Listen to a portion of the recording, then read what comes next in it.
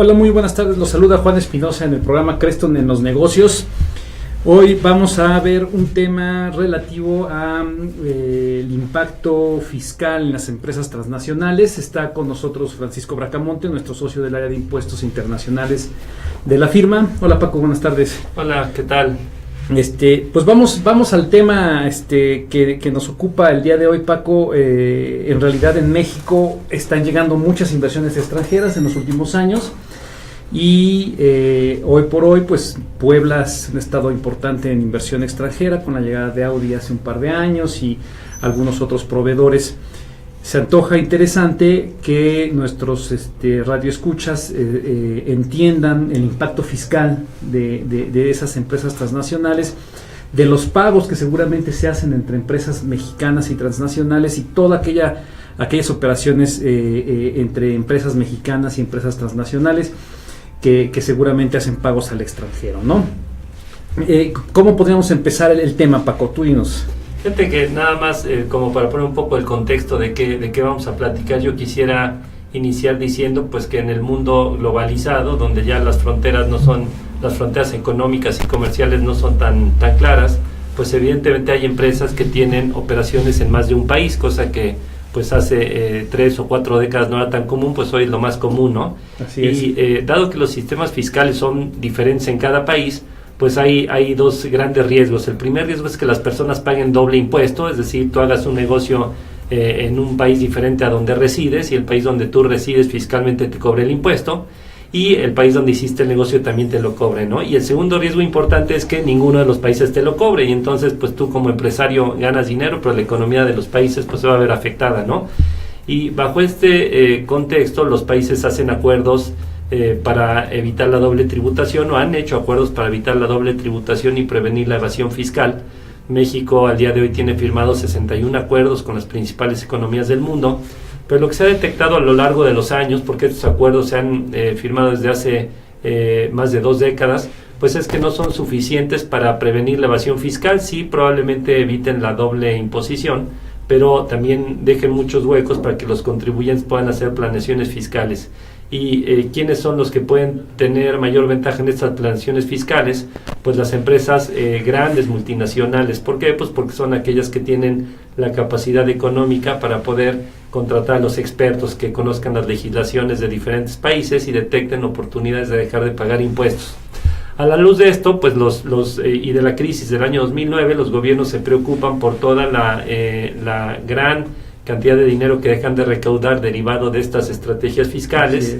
Encuentran que muchas de las grandes empresas, de las grandes marcas que todos usamos y conocemos, pese a que sabemos que desarrollan su tecnología y su producción en países como Estados Unidos o como México, como Alemania, en realidad reportan en sus estados financieros que las utilidades las ganan en jurisdicciones donde la tasa fiscal es muy reducida o incluso nula, llamémosle Islas Vírgenes Británicas, llamémosle países como Panamá, etcétera.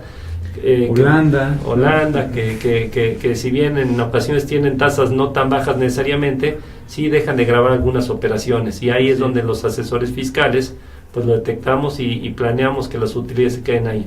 Esto pues durante muchos años se ha podido hacer con relativa tranquilidad para las empresas y es fuente de planeaciones, pero derivado de la crisis de 2009, el G20, el grupo de los 20, detecta esta omisión en la recaudación que está haciendo un bache en las finanzas públicas de los países y encarga a una organización que probablemente nuestros radioescuchas han oído alguna vez, que es la OCDE, que es la Organización para la Cooperación y el Desarrollo Económico, que haga un análisis para ver cómo pudiera combatirse este tipo de estrategias que hacen las empresas multinacionales y que además ciertamente creo que distorsiona la economía porque la empresa no multinacional, la empresa familiar que trata de competir en un mundo globalizado, pues si no puede hacer o tener acceso a estas grandes planeaciones, pues se queda en una clara desventaja, ¿no? Digamos que no hay piso parejo para pagar impuestos, ¿no? No hay piso parejo, ¿no? y el que se genera un ambiente de injusticia fiscal, pues es una de las causas que produce evasión, que la gente sienta que esto no es parejo, ¿no? Claro,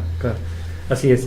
Ahora, a la luz de todo esto que nos platicas, hay un nuevo convenio, ¿no? En México, ¿no? O Así a nivel mundial, ¿no? Así es. Lo que se detecta es que estos 61 convenios que tiene México y cada país tiene, España tiene un poquito más de 100, Estados Unidos otro tanto, pues que dejan mucho hueco para que las empresas dejen de pagar sus impuestos, y se genera un nuevo convenio multilateral en la OCDE con un nombre larguísimo, se llama Convención Multilateral para aplicar las medidas relacionadas con los tratados fiscales para prevenir la erosión de las bases imponibles y el traslado de beneficios, ¿no? Un nombre rebuscado y largo, pero básicamente lo que hace este tratado es modificar todos los tratados que hay en todo el mundo para fiscales entre los países.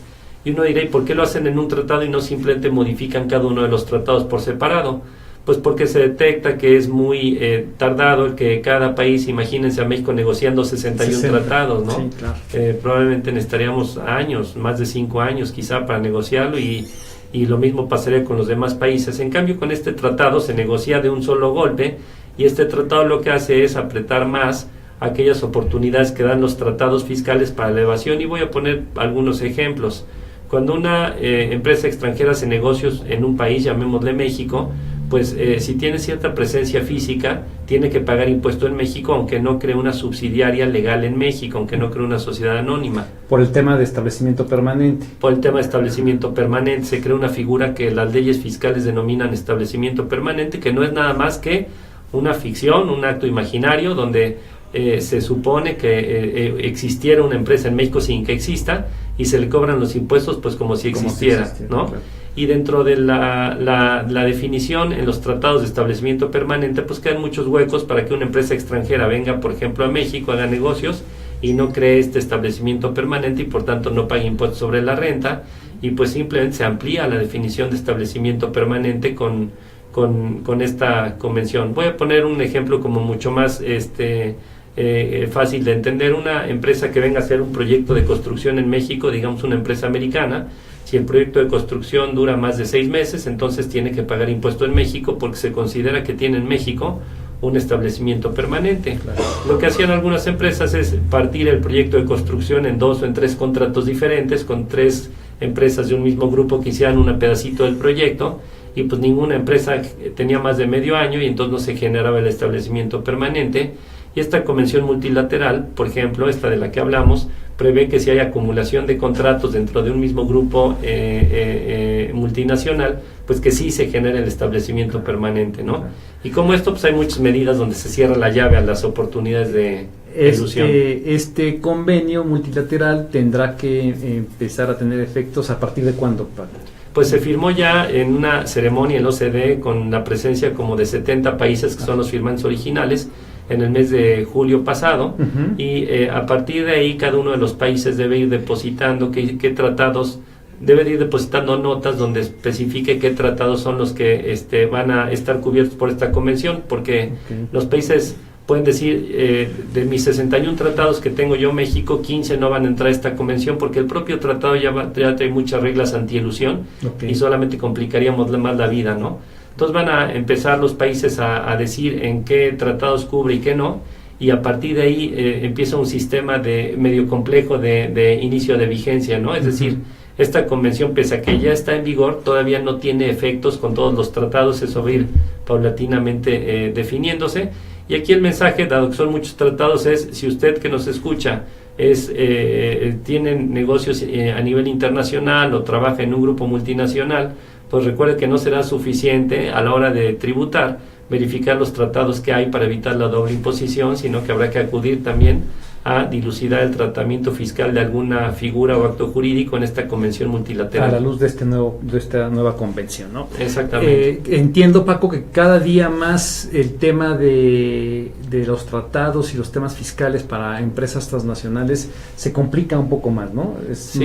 más complicado. Yo creo que ya esto de la tributación internacional acaba siendo un área de especialización, ¿no? Así es. Porque ¿qué es la tributación internacional? Es la forma en cómo pagan impuestos en México los residentes fiscales en otros países que vienen aquí a hacer negocios, ¿no? Exactamente, y lo que estás diciendo es muy cierto, ¿no? Por eso en Creston tenemos 2 socios aquí en la oficina de Puebla, tú eres uno de ellos, que ve todo el tema de impuestos y muy especializados también en el tema de impuestos internacionales, ¿no? Entonces, no se vaya, vamos a ir a un corte y regresamos en un par de minutos. Les recuerdo nuestro teléfono en la oficina, que es 893-7610, con el código LADA, que es 222, porque estamos en la ciudad de Puebla.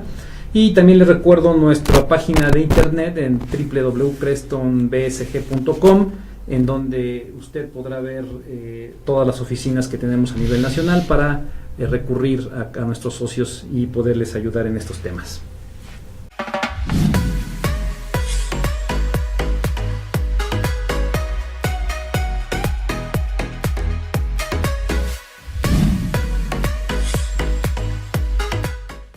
Estamos de regreso aquí en Creston en los negocios. Nos acompaña Francisco Bracamonte, que es nuestro socio del área de impuestos de la firma, y estamos platicando sobre el nuevo convenio multilateral que acaba de firmarse o de entrar en vigencia en julio de este año. Uh-huh. Y nos platicabas, Paco, que es un convenio en el que pues entendemos que a partir de la firma de este convenio tendrían que empezar a pagar pues los impuestos respectivos en cada país, las empresas transnacionales que de alguna u otra forma hacen estrategias fiscales pues agresivas, por así decirlo, y que dejan de pagar impuestos en algún país en donde se genera el negocio, ¿no? Exactamente. Nos comentabas que la entrada en vigor de este convenio pues es un tanto complicada porque deberá de seguir algunas reglas, pero ya está vigente, ¿no? Ya está vigente. Y en México, ¿para cuándo creemos que pueda estar ya operando o ser operativo este convenio? Pues seguramente que ya el año que entra habrá aplicación sobre algunos de los convenios que tenemos. Habrá que revisar bien fecha por fecha por la forma en que esto va surtiendo efectos, ¿no?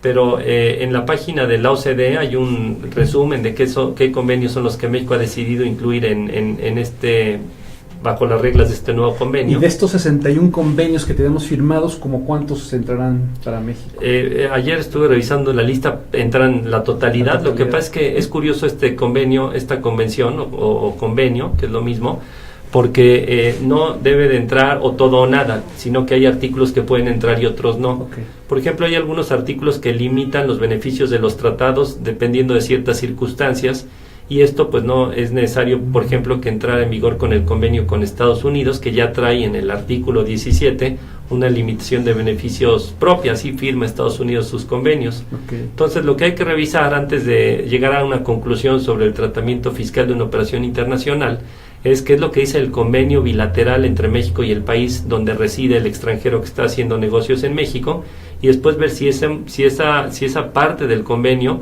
fue modificada por esta convención multilateral para llegar a una conclusión, ¿no? Entonces, primero tenemos que conocer la operación y ver si en el convenio con el país X, ¿sí? Se puede catalogar dentro de ese convenio, y después tengo que verificar este otro convenio recientemente emitido para ver en qué modifica ese convenio. Exactamente. De alguna forma. Sí, pues sí, un tema complicado y que definitivamente se requieren expertos en el tema, ¿no?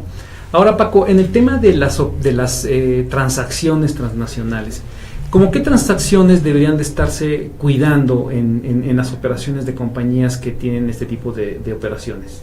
Pues es bien común que las compañías hagan estrategias fiscales a través de los intangibles, porque los intangibles como las marcas o como lo que se conoce como know-how o forma de hacer las cosas, conocimientos para hacer las cosas, procedimientos, etcétera, pues son más difíciles de evaluar que un bien tangible como una casa o un coche. Entonces es donde las compañías empiezan a hacer estrategias generando un valor de esos intangibles en entidades que se ubican pues, en países con baja imposición, y después cobrando a las empresas ubicadas en México una regalía por el uso de esas, por ejemplo, marcas o procedimientos secretos. Y es ahí donde se dan las oportunidades para las empresas, o se daban antes de la entrada en vigor de esta convención multilateral, ¿no? Entonces, tres conceptos tradicionales que seguramente habrá que estudiar bien si no tienen un efecto con esta convención multilateral son las regalías, los intereses y los dividendos. Son tres conceptos, además que los tratados bilaterales pues establecen un tratamiento fiscal muy particular de manera individual, ¿no? Pero hay otros conceptos también que se modifican. Por ejemplo, cuando se venden acciones de una compañía mexicana entre un residente en el extranjero a otro residente en el extranjero, aunque la operación sea en España, en Alemania o en Estados Unidos, se paga el impuesto en México, dado que las acciones corresponden o fueron emitidas por una compañía residente en México. y los tratados ahí permiten o prohíben que México grave las operaciones de ventas de acciones, algunos tratados, siempre y cuando sean algunas condiciones, y esas condiciones, por ejemplo, se hacen más estrechas con la entrada en vigor de esta convención multilateral. Por ejemplo, se pide que tengan un plazo de tenencia de esas acciones de 365 días antes de la operación de venta de acciones, justo para que no hagamos modificación de la tenencia de las acciones poco tiempo antes. Es decir, hagamos la operación en dos pasos, ¿no? Una primera modificación con objeto de ubicar las acciones en una jurisdicción que esté protegida por un tratado, y después hacer la segunda venta, ¿no? Y entonces usar un tratado sin haber tenido derecho a eso, lo que se conoce en la jerga jurídico-fiscal como treaty shopping o utilización individual de los tratados, ¿no? Claro. Se limita mucho. Que esto del treaty shopping, digo, es algo más técnico, pero para explicarlo con palabras muy facilitas es, si México tiene un tratado, por ejemplo, con Estados Unidos, y hay una empresa en Guatemala que quiere generar negocio en Estados Unidos, pero sin pagar el impuesto en Estados Unidos, pues lo que es constituye una subsidiaria en México, y la empresa en Guatemala vende productos o servicios a la subsidiaria en México, pues a un precio, por ejemplo, muy barato. La subsidiaria en México lo vende a la entidad en Estados Unidos a un precio más alto, y se aprovechan el Tratado México-Estados Unidos para no pagar impuestos, cuando el beneficiario final, al final de la operación, pues es la empresa ubicada en Guatemala, ¿no? Pero hizo un canje, un shopping de tratados y se benefició indebidamente. Esto es algo de las cosas que la OCDE detecta, y en esta convención multilateral pues se ponen reglas claras para evitarlo, ¿no? Ahora, en el tema de las operaciones, Paco, hay operaciones que al contribuyente mexicano le exige retención, ¿no? Por ejemplo, mencionabas una de las operaciones de los intereses. Si yo pago intereses al extranjero, tengo que hacer una retención que está establecida en la ley del impuesto sobre la renta, y que esa retención puede variar en función del convenio para evitar la doble tributación con X país, ¿no? Exactamente. Puede bajar a lo mejor al 4% o al 8% de acuerdo al convenio, o de acuerdo al convenio hay que revisar la tasa que se modifica. Ahora, con esta convención o con este nuevo convenio, ¿esas tasas se modifican o nada más es una modificación más bien de operación de ese tipo de negociaciones que se hacen? Sí, no se modifican las tasas, no es el propósito de esta convención, más bien es cerrar todas las puertas que tuvieran los tratados para la evasión, pero cada uno de los tratados tiene tasas distintas negociadas, porque son tratados bilaterales, ¿no? Entre México y un país extranjero, ¿no? Y justamente pues se van negociando esas tasas en función a la conveniencia económica. Todos los tratados bilaterales fiscales pues no se sacan de la manga los países del tratado, sino que hay un modelo que es como un machote que se utiliza para negociar, que se acuerda por todos los países que son miembros de la OCDE, y se usa por los países de la OCDE, pero también lo usan los países que no son miembros de la OCDE, porque pues es el modelo que hay, ¿no? Claro. Hay algún otro modelo de la Organización de las Naciones Unidas que también se utiliza, pero la verdad es que el que se ha utilizado mucho más a nivel mundial es el de la OCDE, y en ese modelo pues se sugiere una serie de puntos que deberían de negociarse, pero después ya había la negociación bilateral. Voy a poner un ejemplo. Las regalías en el modelo de la OCDE suelen no estar grabadas a tasas muy bajas. Esto pues no le conviene a países como México, países en vías de desarrollo, porque los países que están en vías de desarrollo pues no tienen la tecnología y tienen que pagar regalías a los países en desarrollo, ¿no? Entonces las empresas, por ejemplo, alemanas o americanas, ganando regalías por vender tecnología o intangibles a empresas mexicanas, pues llevarían dinero de fuentes mexicanas sin pagar impuesto, ¿no? Entonces el gobierno mexicano, en absolutamente todos los tratados que hay, ha impuesto una tasa a las regalías, que cuando menos es del 10%, ¿no? Esto es a través de reservas que tiene México con relación al modelo que se aprobó en la OCDE, ¿no?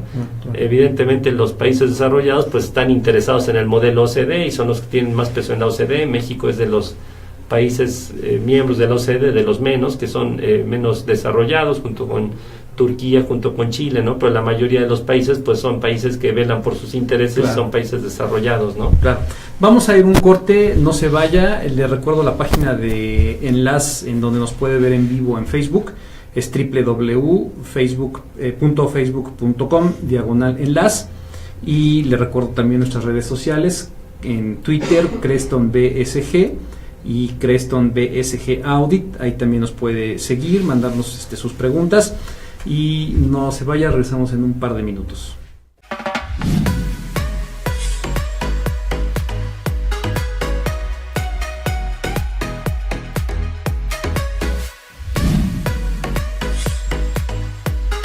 Estamos de regreso en Creston en los negocios. Los saluda Juan Espinosa. Les recuerdo, está Paco Bracamonte con nosotros platicando sobre temas fiscales de empresas transnacionales. Ya platicamos sobre el convenio nuevo que se firmó, que tiene un nombre muy largo, que ya Paco nos lo dijo. Hay más temas que tienen que ver con todo esto de operaciones transnacionales, ¿no? Así está todo el tema de las retenciones por pagos al extranjero, que ya platicamos que tendría que observarse lo que dice la ley del impuesto sobre la renta, pero también los tratados y ahora finalmente también este convenio, ¿no? Pero hay un tema que ya tiene varios años en México, si no me equivoco, pues creo que más de 20 años, el tema de Maquila. En esta parte del programa de Maquila, ¿qué hay para las empresas transnacionales, Paco? Fíjate que es interesante el esquema fiscal que hay para la industria maquiladora. Y la verdad es que ya no es tan atractivo como cuando empezó el programa, ¿no? Porque el programa de Maquila, digamos en los años 80, cuando estaba el gobierno de Miguel de la Madrid, que es cuando empezó a cobrar mucho auge, que México se abrió al GATT primero y luego a la Organización Mundial de Comercio, pues era básicamente que un extranjero o empresas o personas extranjeras mandaran máquinas y mandaran materias primas a México para que la mano de obra mexicana pues convirtiera con esas máquinas la materia prima en producto terminado, ¿no? Y entonces ahí el interés no era cobrar impuestos, era simplemente el emplear a gente que trabaja a mano de obra mexicana, emplear a mexicanos, generar cuotas de seguridad social y básicamente, ¿no? Con el tiempo esto se ha acabado. La autoridad fiscal lo que ha dicho es que ya no quiere ese tipo de industria en México, ya pasó esa etapa, ya hay otros países mucho más competitivos para ello, y lo que ha hecho es gravar a la industria maquiladora y le ha puesto reglas que tienen que ver con que dejen una utilidad en México esas operaciones. Es decir, una empresa americana manda máquinas y manda, por ejemplo, tela a México para hacer ropa, y la entidad mexicana que maquila tiene que generar una utilidad equivalente a un porcentaje de los activos que tenga, que utilice para la actividad de maquila, o a los ingresos que tenga por maquila, ¿no? Debe dejar una utilidad en ciertas proporciones que establece la ley. ¿Qué pasa si no lo hace? Que la autoridad se voltea y le dice al extranjero: tú estás generando en México utilidades a través de un establecimiento permanente y me pagas, ¿no? Entonces una de dos: o la empresa, la entidad mexicana deja una utilidad mínima, o la autoridad establece un establecimiento permanente, valga la redundancia, determina un establecimiento permanente para el residente en el extranjero y le cobra el impuesto. Ya no es una industria que se va sin impuesto. Sin impuesto, claro. Esta nueva convención no hace nada para las maquiladoras, digamos, no es el objetivo de esta convención, porque ya no hay evasión en este tema de las maquiladoras. Y pues es la situación actual de la industria maquiladora, ¿no? Yo creo que ya perdió el auge que tuvo. Que como tú decías hace un rato, el tema de la maquiladora, pues en sus años fue muy bueno porque dio mucha, pues se empleó mucha mano de obra en México, que hacía falta, ¿no? Y que bueno, no quiero decir que ahora no haga falta, pero en su momento dio mucho trabajo, ¿no? ¿Tú crees que este programa de Maquila vaya a desaparecer en el corto o mediano plazo, o cuál es la expectativa? Sí, yo creo que ya se va a quedar con las reglas que tiene, porque así como está, pues, digamos, es bueno, ya funciona, permite que la autoridad recaude impuestos sobre la renta. Más bien yo creo que va a ir disminuyendo poco a poco, porque México se va a ir haciendo, y ya se está haciendo, un país mucho más caro en mano de obra, ¿no? Precisamente uno de los temas que están renegociando con Estados Unidos y Canadá en el Tratado de Libre Comercio es el costo de la mano de obra, que aparentemente es muy barata, pero cuando los empresarios mexicanos revisan esa aseveración, se encuentran que entre el pago de las cuotas de seguridad social y el pago de la PTU, que es la participación de los trabajadores en las utilidades, que es algo muy mexicano, que no existe en el mundo, pues ya la mano de obra mexicana no es tan barata como parece, ¿no? Sí. Nosotros hemos trabajado con empresas que de participación de utilidades tienen que pagar a veces lo equivalente a 7, 8, 9 meses de salarios, ¿no? Así es, sí, así es, ¿no? Entonces se vuelve un costo muy alto, ¿no? Ayer en el panel que estuve invitado del IMEF, y que les platicábamos que íbamos a estar en ese panel, se platicaba el tema de la PTU, ¿no? Que al final de cuentas, pues es un costo que se vuelve fijo, ¿no? A las compañías, pero que no mide rentabilidad, ¿no? O productividad, más bien no mide productividad del trabajador, ¿no? Entonces, pues yo creo que es un tema que también tendría que irse revisando en la parte de impuestos, ¿no? Aunque no es un impuesto, pero pues está considerado dentro de la ley del impuesto sobre la renta, ¿no? Sí, sí, sí. Antes de irnos, Paco, ¿qué es lo que hay de nuevo en el tema de la repatriación de capitales? Que es un tema que pues todavía sigue vigente, ¿no? Hubo una modificación al decreto que había emitido el presidente de la República y se le dio más plazo a los mexicanos que pudieran repatriar capitales, ¿no? Exactamente, allí hay un decreto original de enero de este año que permite repatriar capitales, ya en algún otro programa lo detallamos más, pero básicamente es, si tú tienes dinero en otros países, hoy la autoridad fiscal ya te puede cachar porque hay transparencia fiscal internacional a través del intercambio automático de información, es decir, los países, más de 90 países, le pasan a México y México les pasa a ellos información de residentes de mexicanos que tienen dinero fuera de México, ¿no? En bancos americanos, en bancos suizos, etcétera. No importa el monto. No importa el monto, se pasan datos detallados de todos los movimientos y saldos que tengan los contribuyentes mexicanos en instituciones financieras internacionales. El SAT ya recibió los datos, hay notas en los periódicos de estos días de el gran volumen de información que recibió, y la autoridad pues podría llegar y cobrar los impuestos y las multas y prácticamente quitar la mitad o más del dinero que se tuviera afuera. Hay un programa que permite pagar el 8% y quedar como si se hubieran cumplido todas las obligaciones fiscales. Ese programa se extiende hasta octubre, todavía tenemos lo que resta de este mes y acaba un poquito más de mediados de octubre, me parece que el 19, pero habrá que revisar bien la fecha del decreto. Juzgue usted que nos oye si ha sido un éxito, se han repatriado alrededor de 200 mil millones de pesos.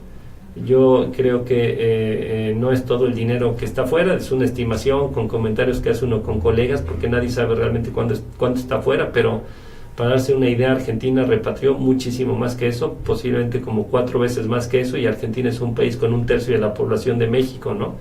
Y además, pues en Argentina el decreto no fue de repatriación, fue de sinceramiento fiscal, podías dejar el dinero afuera y simplemente pagar el 15% de impuesto, ¿no? Aquí una de las cosas que tuvo el programa es que tenías que traer el dinero a México, y hay mucha gente que tenía el dinero en el extranjero porque no cree que haya o que pueda haber suficiente estabilidad política y económica en un futuro en México, o una gran variedad de razones más, ¿no? El gobierno mexicano lo que dijo es, bueno, voy a dar una tasa baja del 8%, pero tienes que traer el dinero aquí porque apostamos a que con ese dinero que entre vamos a darle un beneficio a la economía mexicana, ¿no? Claro. Y debe haber sido 200 mil millones de pesos que entraron, pues generalmente entraron en monedas extranjeras, eso debe haber ayudado algo al tipo de cambio, claro, en estos meses, supuesto, ¿no? Por supuesto. Ahora, yo lo traigo y ahora ¿qué hago con mi dinero? ¿Lo puedo ocupar en cualquier cosa? ¿Pago el impuesto y me lo vuelvo a llevar? ¿O qué restricciones tenemos? Pues lo que dice el decreto es que se tiene que quedar 2 años en México invertido en los rubros que el propio decreto establece, que básicamente es en instrumentos financieros emitidos por empresas o el gobierno mexicano, deben ser empresas mexicanas o el gobierno mexicano, construcciones o terrenos, también para pago de deudas que se hubieran adquirido previamente, inversiones en sociedades mexicanas e inversiones en desarrollo de tecnología en México, ¿no? Entonces debe estar aquí 2 años, al cabo de 2 años se puede regresar al extranjero y hay que presentar solamente un aviso donde se indique al gobierno mexicano en qué se destinó el recurso repatriado. Hay que considerar que necesitamos hacer bien todo este proceso de repatriación para que tengamos derecho, por así decirlo, al uso de la tasa del 8%, ¿no? Sí. Si hacemos algo mal, nos va a quedar Hacienda con el 30% de lo que yo vaya yo a repatriar, ¿no? Básicamente sí. Hay que considerar, es un tema a considerar. Le repito, nuestros teléfonos en la oficina, 893-7610, con clave helada 222, para que usted nos pueda llamar para cualquiera de los temas que hemos platicado hoy en el programa. En el tema del nuevo convenio que se está firmando por México y que puede afectar operaciones con empresas transnacionales. El tema de Maquila, que también nuestros socios de impuestos los pueden asesorar en estos temas, para verificar que se estén cumpliendo todas sus disposiciones fiscales. Y este último tema que platicamos de la repatriación de capitales, no lo deje. Si usted tiene dinero en el extranjero, hay que aprovechar el decreto emitido por el señor Peña Nieto y pues traigámoslo a México pensando que la corrupción tiene que ir desapareciendo, que es uno de los temas que muchos empresarios dicen, oye, ¿para qué pago si se lo van a robar? Pues yo creo que nuestro punto de vista es que hay que pagar los impuestos independientemente de que haya el tema de corrupción y todo este tema de falta de aplicación de leyes, ¿no? Somos una empresa que es partidaria del pago de impuestos bajo las disposiciones fiscales que están en vigor y que debemos de evitar la evasión fiscal en nuestro país, ¿no? Y por bien de todos, ¿no? Ya el que se lo roben o no, pues es un tema de exigirle a los políticos que apliquen mejor las contribuciones en México, ¿no, Paco? Sí, exactamente, ¿no? Bueno, pues nos despedimos, muchas gracias por su atención, que tenga un muy buen fin de semana, nos estamos escuchando el viernes 15 de septiembre, que pase un muy buen fin de semana y que coma rico. Hasta luego.